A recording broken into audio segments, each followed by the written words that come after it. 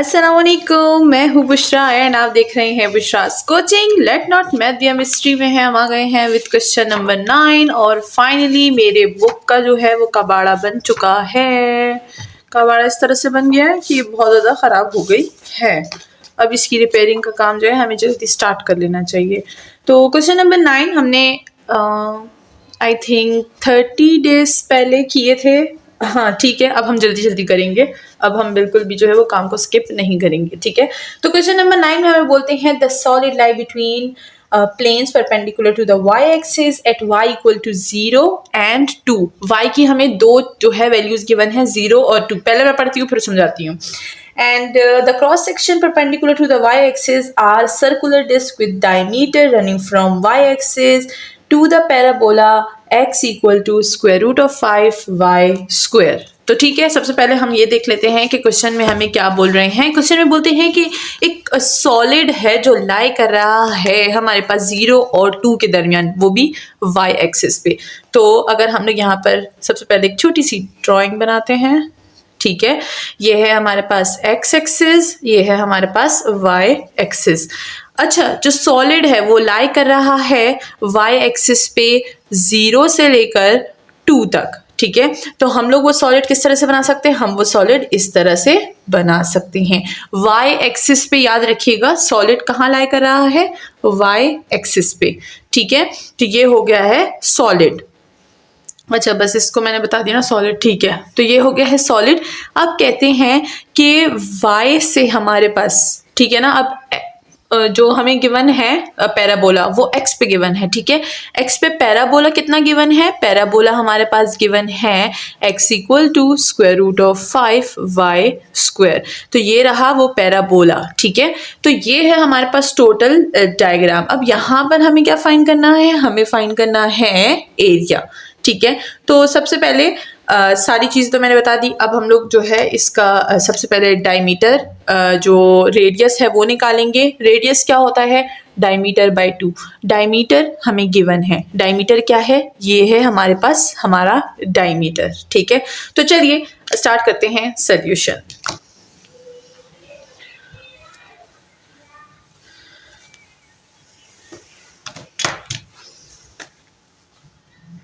Question number 9।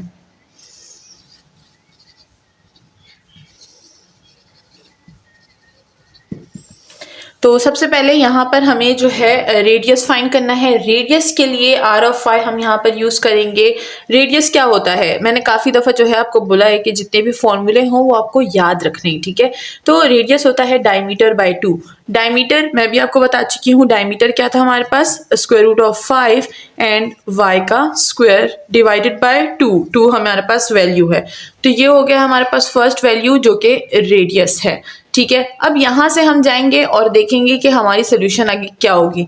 Area क्या होता है? एरिया होता है आर पाई। ठीक है, सिंपल एरिया है हमारे पास क्रॉस सेक्शन का।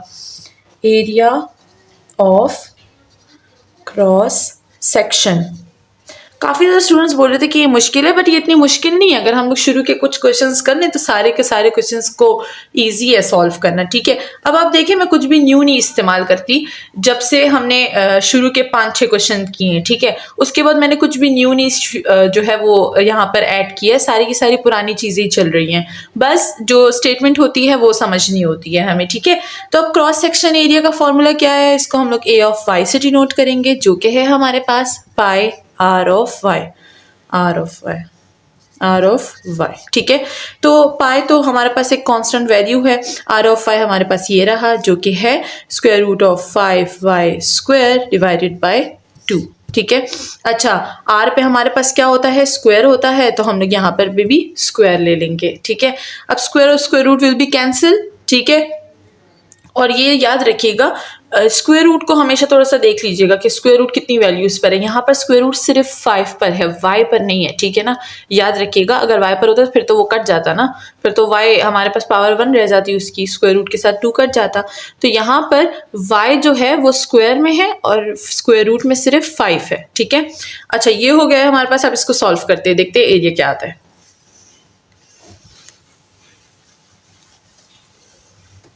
तो ए ऑफ वाई हम फाइंड कर रहे हैं। हमारे पास था square root 5y² divided by 2 का होल स्क्वायर विथ पाई, ठीक है। Square and square will be 4, ठीक है, और ये हो जाएगा y4, स्क्वायर और square root will be cancel, 5 आ जाएगा डिवाइडेड बाय 4, ठीक है, ये हो जाएगा पाई। तो मैं इसको लिख सकती हूँ 5/4 y की पावर 4 एंड पाई, ठीक है। अच्छा, तो ये हो गया है हमारे पास a ऑफ y। एरिया तो हमने फाइंड कर लिया, लेकिन अब हमें फाइंड करना है वॉल्यूम ऑफ सॉलिड, ठीक है, वॉल्यूम ऑफ सॉलिड, ठीक है। वॉल्यूम ऑफ सॉलिड क्या होता है, a ऑफ y का इंटीग्रल, तो v equal to a of y का इंटीग्रेशन, ठीक है। और हमारे पास लिमिट क्या है, लिमिट हमें y की लिमिट दी गई थी ना, वही लिमिट है, क्या थी, 0 से 2 तक, जहां पर सॉलिड जो है वो लाई कर रहा है। और हम लोग इंटीग्रल में क्या करते हैं, हम लोग इंटीग्रल में वही एरिया फाइंड करते हैं जहां पर हमारे पास हमारा ग्राफ जो होता है वो बना होता है, ठीक है।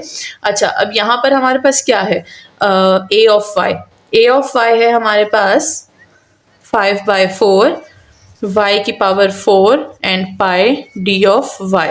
अब हमें ऑब्वियसली, मैंने काफ़ी दफ़ा इंटीग्रेशन पढ़ा है कि कांस्टेंट पे इंटीग्रल अप्लाई नहीं होता, तो हम यहाँ पर क्या क्या निकाल लेंगे, 5/4 निकाल लेंगे, पाई भी निकाल लेंगे, 0 से 2, और y ऑफ 4 पे हमारे पास इंटीग्रल सिर्फ अप्लाई होगा, ठीक है।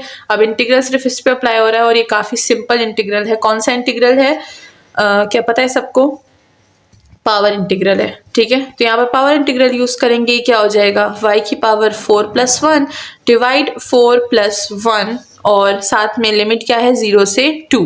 तो चलिए अब इसको सॉल्व करते हैं, इसको मैं हटा देती हूँ।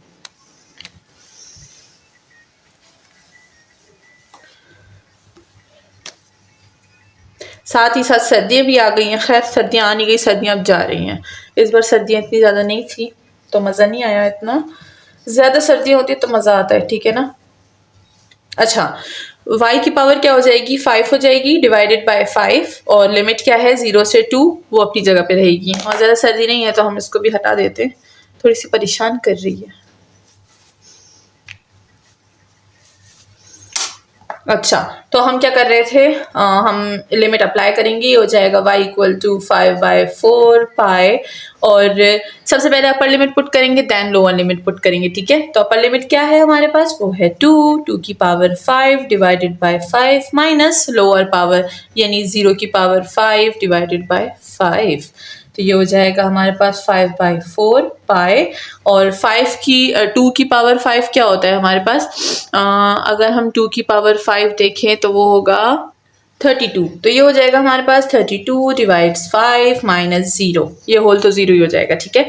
अब यह है हमारे पास मल्टीप्लिकेशन में, तो 32 5 से क्या होता है, 160, तो ये हो जाएगा 160 पाई, और 5 4 20, तो ये हो गया है हमारे पास 20 और 160 को अगर हम डिवाइड करेंगे तो हमारे पास क्या आएगा, 8, तो ये हो जाएगा 8 पाई, एंड दैट्स ऑल। ये हो गया है हमारे पास वॉल्यूम ऑफ सॉलिड।